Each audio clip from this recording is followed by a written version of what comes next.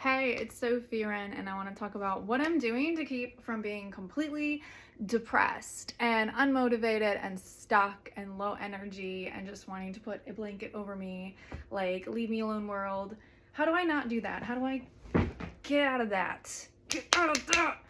And actually be able to focus, to do things that matter to me, to do things of service to others, to do things to carry on and keep calm, and to actually make progress on the things that are going to move the needle in my life, in my businesses, in the world, etc., etc., etc. Like, how do we actually move into a fired up energy so that shit gets done and you can get out of a funk?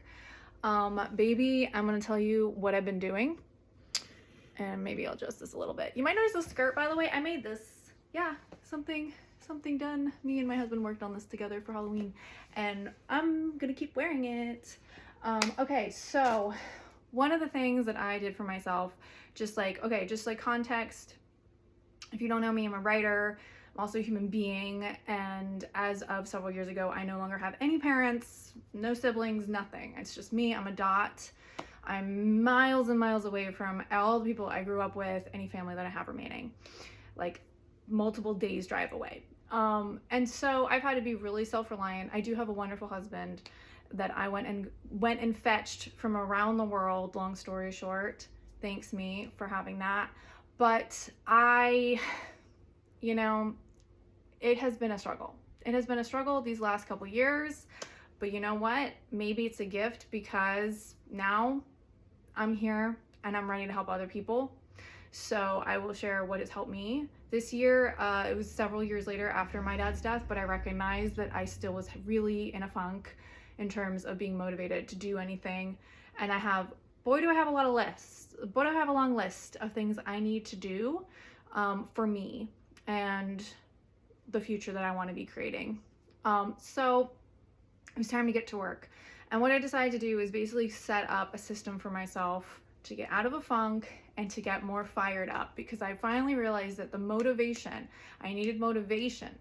And in order to get motivation, I realized I need to be more optimistic, because if I don't actually think that anything is going to get better, then I'm not going to be motivated to do anything. And it's like, do you want to be right about all the horrible things, or do you want to be happy? And the thing is, like, things can still go down, bad things can still happen in your life, but it doesn't mean that you stay flat. If it knocks you down, doesn't mean you stay flat. You get back up, you get back up, you get back to it, and you become resilient, and you become optimistic that whatever challenges come, you can handle it because you are a badass. And that is the point of being optimistic that I'm talking about. I am not talking about everything's gonna be fine. Honey, I already lost my parents and I'm in my 30s. Like, don't tell me everything's gonna be fine. I've seen it not be fine. It's about, okay, so things won't be fine maybe, but you know what? You're gonna be able to get back up and you're gonna deal and you're gonna find some kind of solution, because you are wily and clever and you have got what it takes. And when you believe that, it will be true. So that's what I have going for me. And I have decided to make like a program for myself that I'm now sharing with other people to become more optimistic so that I can become more motivated and fired up. But it started with the thing that I was missing, which is optimism. And I think a lot of people are feeling that way, feeling discouraged about the future, whether it's your personal future, the world, etc., etc. Well, let's tackle it. So you have a problem.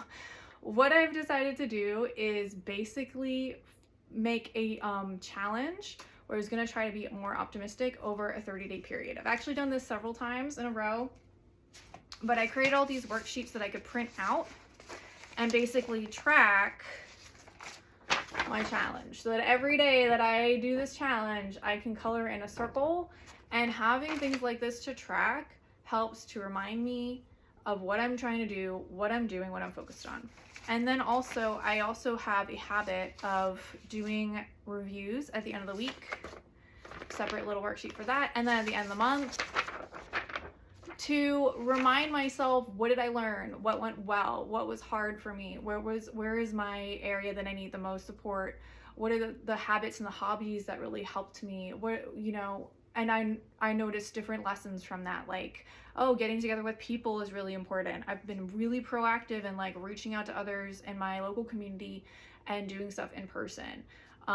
That's something that I became more committed to by doing this process and seeing that it really elevates my mood to have connections with people. And so those are the sorts of patterns that you can notice by going through a process like this. I currently have the entire optimism process and all of the things included, including printable worksheets, on sale.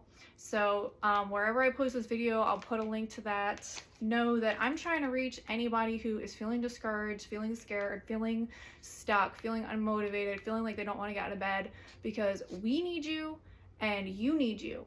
And it's time for you to put some kind of structure or support in your life to help you get out of bed and get fired up, because you only have one life, so let's use it.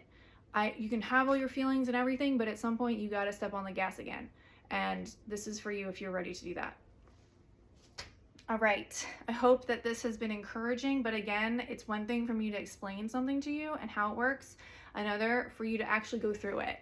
So you won't know how good this is until you actually go through it. So I encourage you to try something like this, whether it's on your own or with my program. I don't really care how you do it, but go do it. And Godspeed. Love ya. Bye from Sophia Wren.